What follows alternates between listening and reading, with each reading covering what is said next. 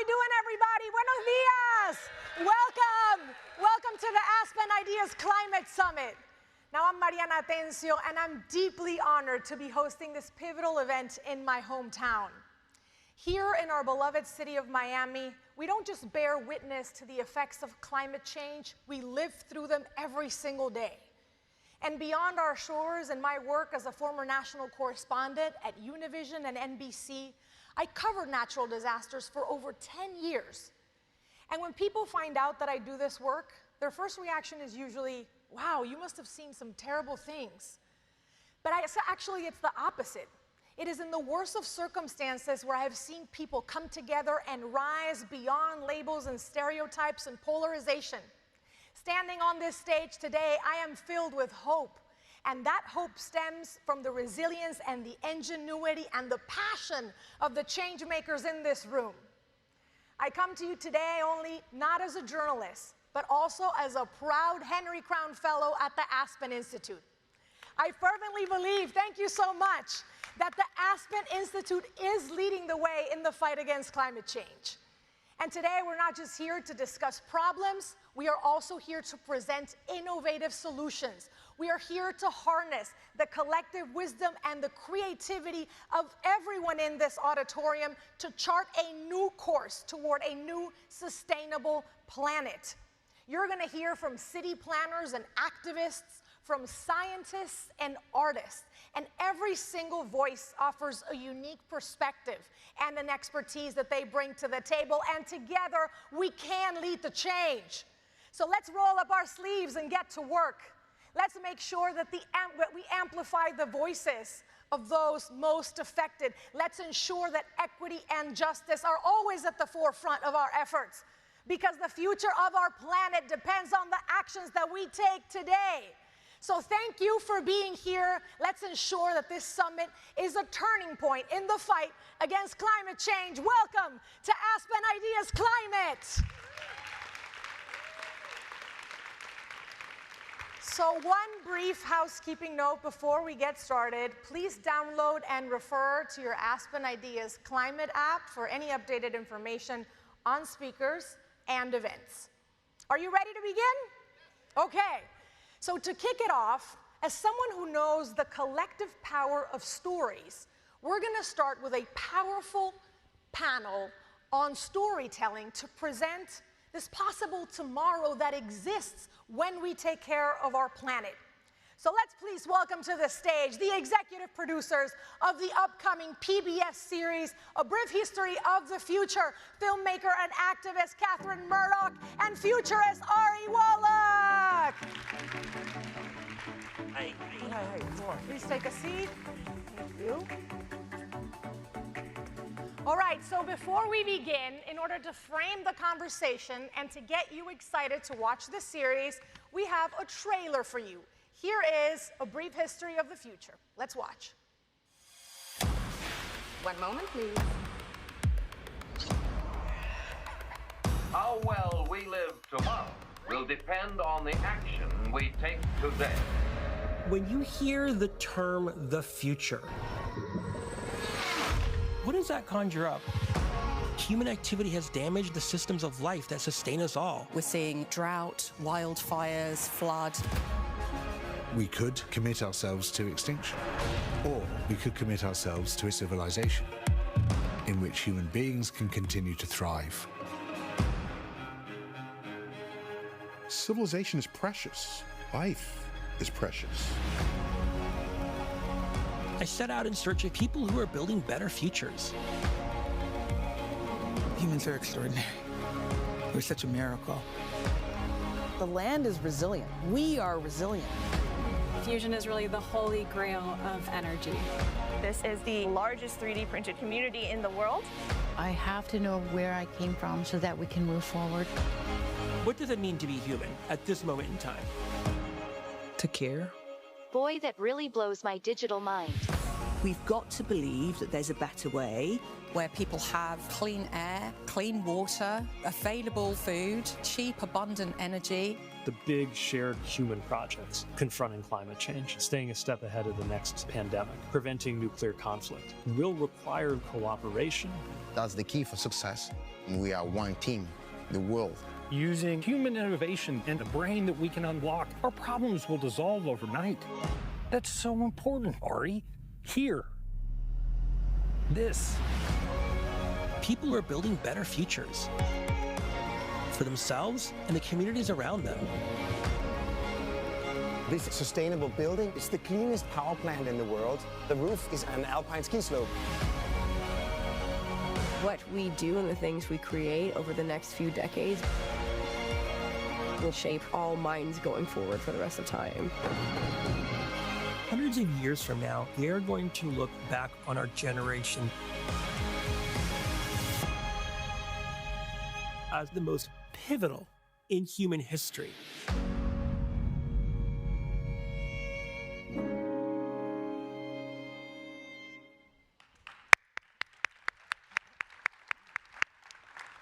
All right, let's kick it off. Catherine, the 6-part series is the first by your studios, Futurific, and it challenges this prevailing notion of a bleak and pessimistic future when it comes to the discussion about climate change. What alternative perspective does it present viewers?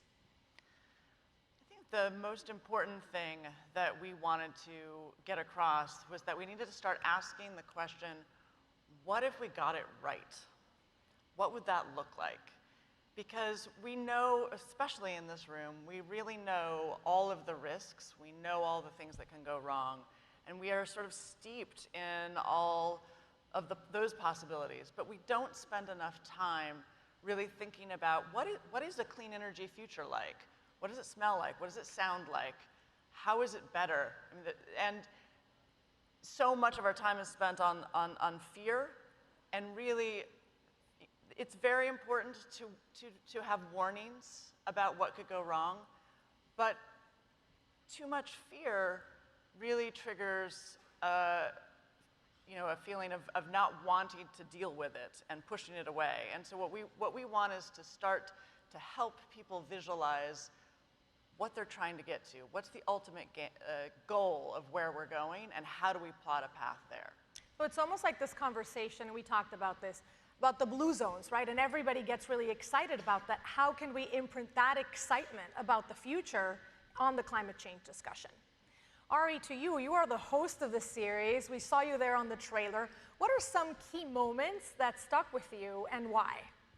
I mean, look, everyone in this room is going to be well-versed on a lot of the solutions that are happening right now in terms of climate change, but we also look at artificial intelligence, synthetic biology, housing issues, education, food. What stuck out to me more than any one specific kind of episode, segment, or element was the mindset shift that everyone I was talking to had gone through. So too much to Catherine's point, these were not folks who were focusing on like the doom and gloom. These were folks that were saying, in one way or another, I'm going to contribute not just towards a solution in the kind of classic climate change solution set, but towards solutions for better tomorrows writ large. So there. You still have time to continue answering the question. I thought I said the wrong thing. I played Taboo with my kids last week, and I had that same reaction. Listen, that's the magic of a live show, right? Is that the word I'm not allowed to say? Solution. So, look, we visited a place called Hojevec, just outside of Amsterdam, which is known. It's a woman who runs a thing called a dementia village, and I won't go into the details of it. But in the U.S., if you have neurocognitive degenerative disease, you kind of go into a locked hospital ward. Whereas what they've done with Hojevec is build an entire village so that folks can shop and go to restaurants and do a whole host of things. Now, what does that have to do with climate change? Directly, it's not directly obvious, but what it is it's emblematic of a mindset of saying, what are the ways that we normally would address something? We would be very highly reactive. This is a proactive, normative way of dealing with that issue. And so for me, the show, 72 different people I talk to around the world, you'll see that constantly, folks that are thinking and doing outside of the normal ways of how you may tackle any sort of kind of problematic situation. And we get to see you on a snowmobile. And you get to see me on a snowmobile, which coincidentally at one point broke through the ice, and we had a drone following me. So you see another quarter second of that, you almost lost me. So we only almost did 3 episodes. It was going to be a short docu-series. Catherine, when we talk about climate change, why is it important to include topics like AI and restoring coral reefs and making sure that this picture that you're painting is truly holistic when it comes to possible futures? Well, we did set out to really focus on the future as a larger subject as opposed to just climate change. Climate change plays a part because it is going to be a part of our future. But these things are not siloed. They all interact. And one of the things that we really wanted to explore, so often when we talk about the future, we talk about technology. But we know that technology alone is not going to save us. In fact, we know, everyone in this room knows that we have the technologies to solve climate change, but we need the political and social systems functioning as well. And so some of the things we look into, like citizens' assemblies, for example, are a way forward in figuring out how to get people more involved and feeling like they have agency in government. We talked to President Macron about how they dealt with the Yellow Vest protests around energy pricing, and they use these citizens' assemblies to move forward. And it's also been used on topics like abortion and things like that. So very hot button, but they've come up with solutions and made people feel like they're part of the process and solving problems. And so that's the type of thing we want to look at. It's not just, yes, there's whiz-bang technology in there and it's fun.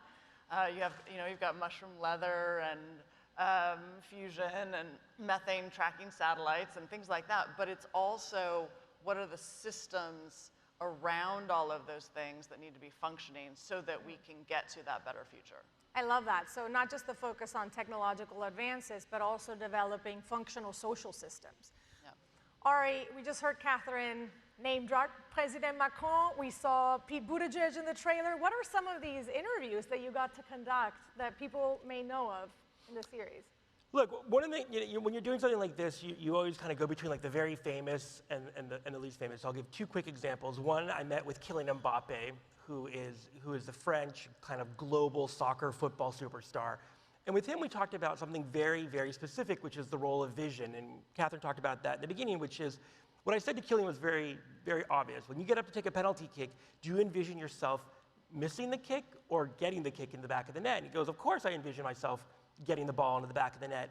And where we go with that is the realization that as a society, we have not developed either necessarily the visioning power or to actually even have the real conversation about what does the ball in the back of the net look like for Homo sapiens over the next several decades. So we know what it is that we don't want. We more often than not do not articulate what we do want. And then finally, I met with a professor 2 hours north of Tokyo, and he does a thing called future design. So when he works with a community and organization about how they want to plan kind of long-term policy, he'll take about a third of the audience or a third of the participants, and he has them don these kind of ceremonial golden robes. And when you put on these golden robes, and it looks very cool, you immediately become a proxy for future generations, so those who cannot vote or be in the room. So you're no longer advocating for the present citizenry, you're advocating for the citizens of that town or that organization or that country 20, 30 years out. So those are kind of two examples of someone you know bringing a very interesting perspective to this conversation, someone you don't know who's completely rethinking how we plan for the long term. That's fascinating. Catherine, what are some of the challenges that you face as an environmental advocacy leader, given your family life? I think one of the main reasons I did this project was actually because my daughter came to me a few years ago and said she didn't see any hope for the future. And I was really shocked because I've been working on climate change for like 17 years. And she knows all the solutions that we work on, and we do democracy reform. She's very familiar with all of those things. But she said to me, well, look at the films, look at the television shows, look at the books, especially the YA books. Everything is dystopian. And I sort of went around trying to prove her wrong, and I couldn't. Everything that we have visualized about our future is dystopian. Now, there's some of it's ecological, but there's all kinds of choices. There's 27 flavors of dystopia, but there's no version where we actually get things right. And so that's when I started talking to Ari, we started coming up with this idea, because I think You know, we know there's a mental health crisis with our youth. We know they're feeling that they don't have any future, that they shouldn't have kids, et cetera. This is not the right way to go about this. Actually, you know, having children should make you more determined to be a better ancestor for those future generations. And that's the motivation that we had when we were making the show. Looking at the sense of wonderment and possibility in the younger generations. That is a perfect segue for my last question to you, Ari, which is, you know, the series asks a fascinating question. How can we be the great ancestors that our future selves need us to be? So what is the message for the audience in terms of empowering them to take action toward that positive change? So look, there's two main takeaways that we want people to have from viewing this show coming out April 3rd, 6-part docuseries, every Wednesday at 9 p.m. For those who actually have linear TV. If you don't, it's on the app and pbs.org and YouTube. It'll be hard to miss this show. Look, we've touched on this, we're gonna touch on it again. It's to actually ask yourself, in any meeting that you're in, be it today or when you go back to work, what does this look like if we get it right? Yes, I don't want to be Pollyannish about it and say we're up against 0 obstacles and it's all rainbows and unicorns. But the fact of the matter is, more often than not, and I've been in rooms with you all, like we step back and say, these are all the things that are blocking us. This is how bad it's going to get. But if you can actually step back and actually have a vision of what it is that you are heading towards, you are much more likely to get to it and essentially be able to kind of rally people to it. So that's one. Two, it's that sense of agency coupled with awe. A lot of what we show in this show are really cool things. I'm in a nuclear fusion lab. I'm in Iceland and looking at these amazing geothermal, 100%. But the one thing you're going to take away from all the conversations and traveling that I do is everyone there is 100% focused on better futures and being a great ancestor, but they recognize that all started by having a conversation of what does it look like when we get this right? What does it look like if we're successful? And then, I've been a futurist for 20 years. One of the classic things we do is called backcasting. You start at the end and you work backwards to figure out what are the things that you have to do to get there. And so the takeaway from the show, the takeaway for those in the room, the takeaway for those watching, is to have that very strong vision.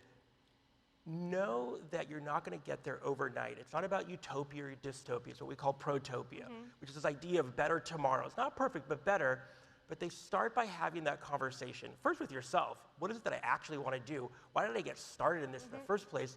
And then how do I rally others around that vision, or actually plurality of visions of better tomorrows? That's what the show's about, and I hope people watch it and take back, be it at their dinner table or their boardroom table or wherever you are, the desire to have those conversations with those around you to think about what it is that you want to head towards together. So a reminder for folks, April 3rd, 9 p.m. on PBS. If you can't catch it on linear TV, watch it on PBS app, YouTube. You Google A Brief History of the Future, we will find you. So watch, share, and amplify. Big round of applause for Ari and Catherine. Thank you, guys. I'm going to ask you to exit stage left. By the way, you can amplify and share the conversations and takeaways that you're hearing on this stage by using our hashtag #AspenIdeasClimate. And now it is my great privilege to introduce our next speaker, Mireille Endara, an environmental advocacy leader from Panama, where she also served as Minister of the Environment. Now, Panama is very near and dear to my heart because of my extensive reporting there. I've gotten to know its remarkable people and its immense natural resources, and Mireille is the powerhouse behind its conservancy. She now leads an innovative nonprofit effort with Marea Verde, focusing on sustainable leadership development as well as addressing global public pollution through local action, for which she won the 2023 McNulty Prize. Please welcome to the stage with this video, Cali Fellow at the Aspen Institute and a woman I am honored to call a friend, Mireille Endara.